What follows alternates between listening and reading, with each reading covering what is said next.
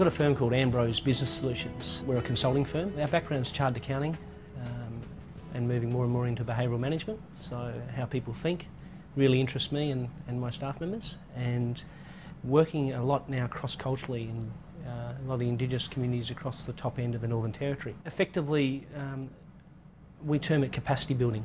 So whether you're white, green, yellow, black, we look at building the capacity of a business person to better run their business.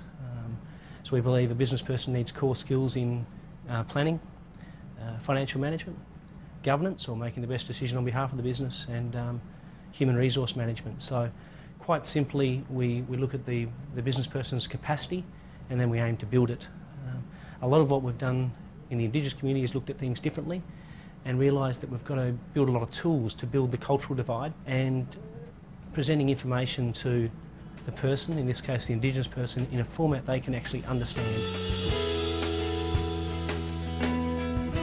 One of the major points to build capacity on is planning. So the business person's ability to plan, both long-term and short-term, so from a strategic point of view, from a business planning point of view, and from a day-to-day action point of view. What I wanted to get away from when working with the Indigenous was I just wanted to get away from the standard, white fella, white paper business plan. I wanted to get basically build a plan that gave ownership to the people, gave them a document they could talk to. But just it's a way that we look at things differently, and again, handing across a tool, a business plan the Indigenous person's more likely to use.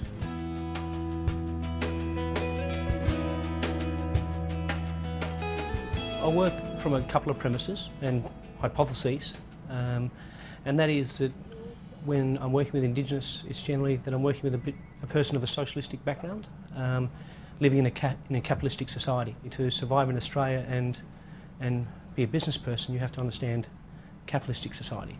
So if we have that as our first premise, to say that we're basically, looking at communal and societal living, where it's not all about buying investment properties and income-producing assets and sourcing debt to buy a place, that's a pretty big difference between the two cultures, and one that needs to be understood before it can be addressed. Secondly, I break a lot of things down in terms of, I use a personality indicator called Myers-Briggs, which is used in the corporate world. Using that theory, Myers-Briggs, the boardroom of BHP, and we're generalising, would be ESTJ, which is extroverted, sensing, thinking, judging. Some of my experiences has led me to believe that when I'm working with Indigenous, it's more introverted, intuitive, feeling and perceiving. So introverted, possibly a lot more thinking time due to English as a second language, the trauma of white settlement.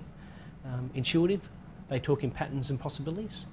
Feelings, a lot of things are value-based decisions. And finally perceiving, they're not comfortable being pushed into a decision. They need to have all the information at hand. So effectively, in a lot of our methods that myself and staff use at Ambrose, it's an understanding that we need to present information differently.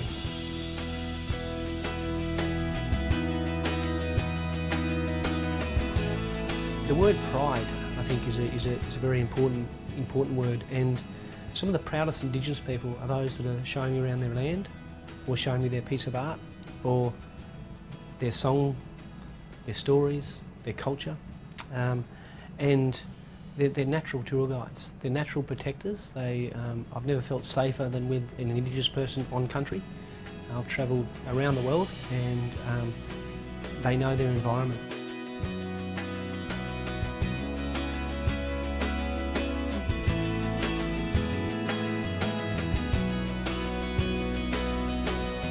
Okay, this is an example of some of the work we do. It was basically a project we were commissioned by the Australian Government to work with the traditional owners of Arafura Swamp, the Mwangi. My difficulty is that basically I had never prepared a business plan or a business model for a crocodile farm before. I had to understand it because I was on a small charter flight out to Ramingining a couple of weeks later to basically work with the Mwangi traditional owners themselves, who would fair to say they had poor financial literacy and understanding of business concepts as compared to a mainstream university educated consultant like myself. The reason I had this map is because I wanted to roll that on the floor. I wanted to actually sit around like you'd sit around a campfire and actually talk about it. I wanted to actively engage the traditional owners into the process. Once we'd basically gone through the exercise of explaining how the Darwin crocodile farm worked, it was then time to work out the business model for the Mwangi crocodile farm. And we returned with this map. This is very similar to that map. It takes us up to the 1-year-old crocodile. But what we added was, basics of business planning. How we're going to do it was a very interesting one because obviously it requires money. We'll raise that money by way of a joint venture. So explaining to the Indigenous people or the traditional owners what a joint venture was. We basically went into effectively a role-playing game, and we explained the basics of capital raising using shares, so issuing shares for money. Design croc cash, which is a bit of fun, and croc share certificates to explain that when you put your cash into the project as a joint venture partner, you get shares. So yeah, just using these sort of touch and feel sort of aids just to make the learning process fun. So effectively, I wanted to build a tool that very quickly I could teach someone within half an hour what it might take 2 weeks of reading through black and white letters on a white piece of paper. So I just wanted to really basically the top-down approach to learning straight away. And yeah, so we had a bit of fun as well. And learning should, if you can make learning fun for any age, any colour, any creed, I think you're a long way, to getting the outcomes.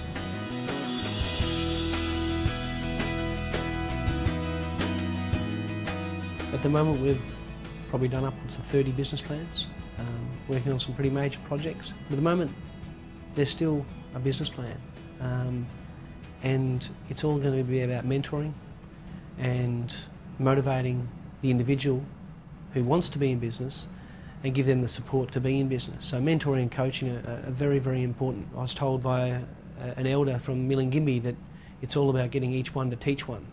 So it's about empowering those leaders, giving them all the tools, and giving them the ability to then teach and mentor people around them. At the end of the day, I'll always be a white fella, and it's about empowering the Indigenous person, then empower others. And I think by giving them the tools, such as planning methods, accounting systems, etc., it's the old one of do you teach a man to fish or do you give him the fish? And look, every Indigenous person I've come across on their land teaches me how to fish.